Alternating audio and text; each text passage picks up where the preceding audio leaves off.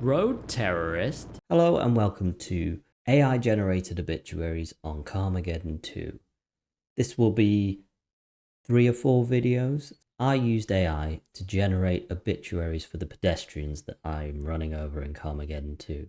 I then generated images of newsreaders reading those out, as well as images of the deceased being interviewed after the fact. Bit of an odd premise. These are randomly generated characters. In later videos, we do explore Harry Potter and Star Wars, but for now, enjoy some relaxing gameplay. So we're playing Carmageddon 2 with some obituaries. Initially, we start with very little time. We need to smash our opponents a little bit before diving into fun stuff. Head-on collisions usually get you a decent amount. There's usually chaos and carnage at the start of these games because all the look at this AI cars just ruining you for hours. Out the way. I'd like at least 3 minutes on the clock, and then we can safely race without worrying about anything. There we go. 2 minutes 45. We can do a bit of racing now. We can also run down individuals. Now I'm going to avoid as much as possible for the sake of the audience and my own sanity not to run over the dogs. In fact, I should be able to turn off dogs. It's pretty morbid. It's weird to say, it's pretty morbid to run over dogs in a game as opposed to human beings. Continue. Should we find someone to run over? There's someone. Beatrice Holloway. Beatrice B. Holloway, 55, was violently separated from her mortal coil when she became intimately acquainted with a bumper at high velocity.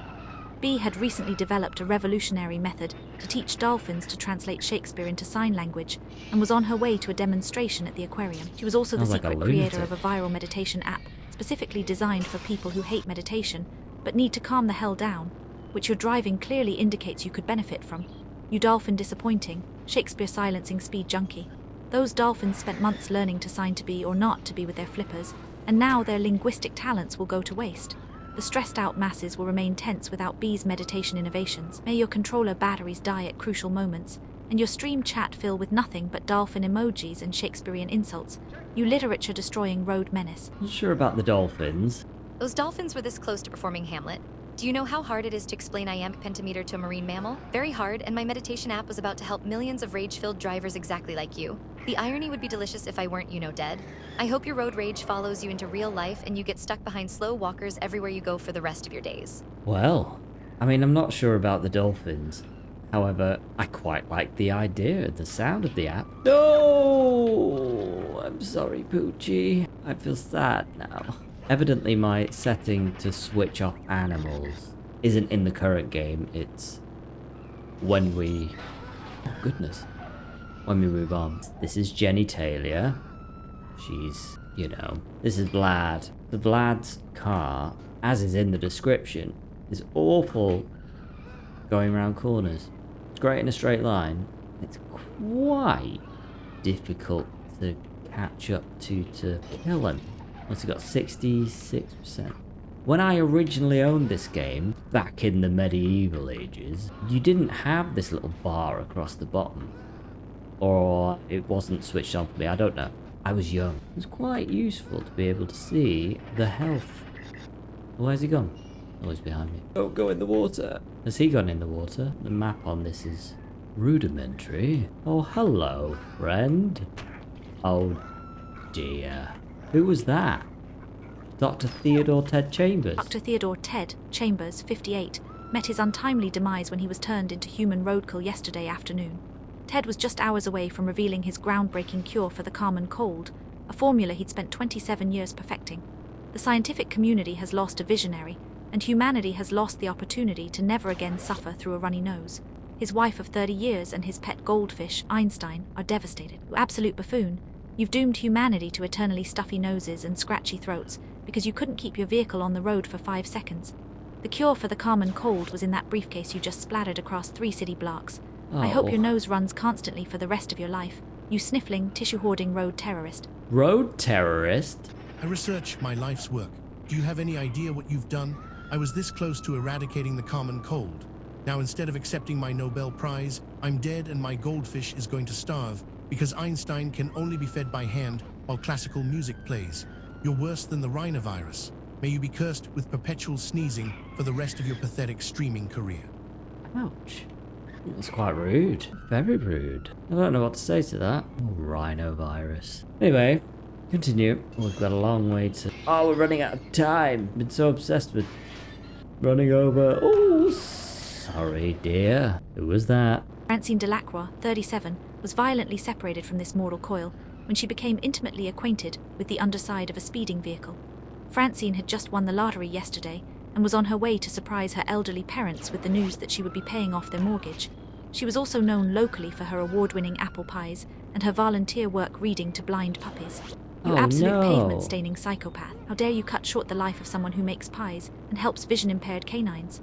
Her lottery ticket is now smeared across your tires along with her hopes, dreams, and internal organs.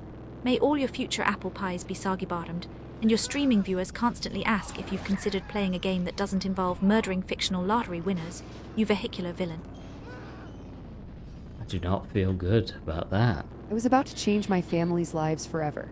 Do you know how many blind puppies I was going to help with that money? All of them. Now my parents will lose their house, the puppies will never know the ending of Clifford the Big Red Dog, and my secret pie recipe dies with me. I hope your car gets a flat tire in real life and you step in dog poop on the way to get help. Not sure what to say with that. It's quite dark. Quite irreverent. Come here, Vlad. You die. There you go. Let us continue. Where are we going? Left up here. Oh, I'm sorry, sir. Mr. Jenkins. Bartholomew Bart Jenkins, 45, departed this world after being launched 50 feet into the air by a careening death machine. Bart was on his way to propose to his girlfriend of 6 years, carrying a diamond ring he had saved up for by working 3 jobs. As the city's most beloved kindergarten teacher, he had just been voted most likely to make children stop eating paste for the 5th consecutive year. Now all those children will resume their paste-eating ways. You unhinged, tire-screeching maniac, you've robbed the world of its greatest paste-deterrent educator and left a woman waiting at a restaurant forever. The ring you sent flying is probably now lodged in a sewer grate, much like your moral compass is lodged somewhere in the depths of depravity. I hope your game crashes right before every checkpoint save, and your chat spams nothing but disappointed emotes. You proposal-ruining roadhog. The AI has done well there in several ways. Ghost Bart, down on one knee with a smashed ring box. She was waiting for me at the fancy restaurant, with her favorite dress on. I practiced my proposal speech for weeks. Now instead of starting a beautiful life together, I'm dead and she's being ghosted. Literally. I hope you drive into every wall in this game and that someone proposes to your significant other while you're busy streaming, you romance-destroying speed demon. Fair, fair. There are a few things I'd like to point out in that obituary. Firstly, the stage directions.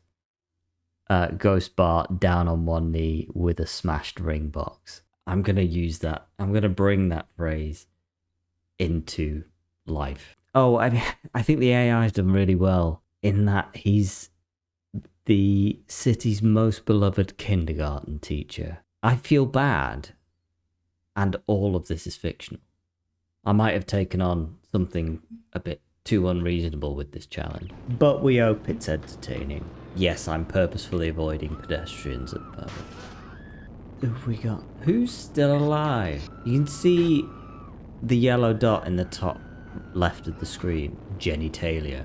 Taking a breather. Faffing about. Because the vehicle's not drawn over there, this is a very old game. In about 5 minutes, if I continue racing, I've just realised I have nearly no time left.